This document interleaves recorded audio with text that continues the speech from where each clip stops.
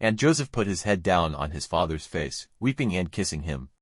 And Joseph gave orders to his servants who had the necessary knowledge, to make his father's body ready, folding it in linen with spices, and they did so.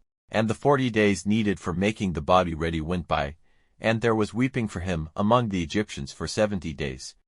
And when the days of weeping for him were past, Joseph said to the servants of Pharaoh, If now you have love for me, say these words to Pharaoh, My father made me take an oath, saying, When I am dead, put me to rest in the place I have made ready for myself in the land of Canaan. So now let me go and put my father in his last resting place, and I will come back again. And Pharaoh said, Go up and put your father to rest, as you gave your oath to him. So Joseph went up to put his father in his last resting place. And with him went all the servants of Pharaoh, and the chief men of his house, and all the chiefs of the land of Egypt, and all the family of Joseph, and his brothers and his father's people. Only their little ones and their flocks and herds they did not take with them from the land of Goshen. And carriages went up with him, and horsemen, a great army. And they came to the grain floor of Atad on the other side of Jordan.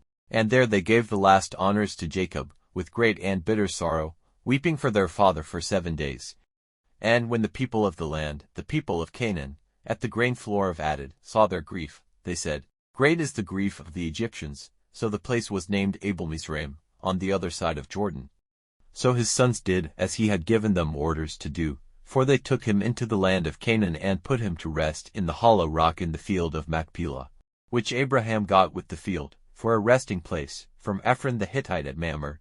And when his father had been put to rest, Joseph and his brothers, and all who had gone with him, went back to Egypt, now after the death of their father. Joseph's brothers said to themselves, It may be that Joseph's heart will be turned against us, and he will give us punishment for all the evil which we did to him. So they sent word to Joseph, saying, Your father, before his death, gave us orders, saying, You are to say to Joseph, Let the wrongdoing of your brothers be overlooked, and the evil they did to you. Now, if it is your pleasure, let the sin of the servants of your father's God have forgiveness. And at these words, Joseph was overcome with weeping. Then his brothers went, and falling at his feet, said, Truly, we are your servants. And Joseph said, Have no fear, am I in the place of God? As for you, it was in your mind to do me evil, but God has given a happy outcome, the salvation of numbers of people, as you see today. So now, have no fear, for I will take care of you and your little ones. So he gave them comfort with kind words. Now Joseph and all his father's family went on living in Egypt, and the years of Joseph's life were 110. And Joseph saw Ephraim's children of the 3rd generation, and the children of Machir, the son of Manasseh, came to birth on Joseph's knees.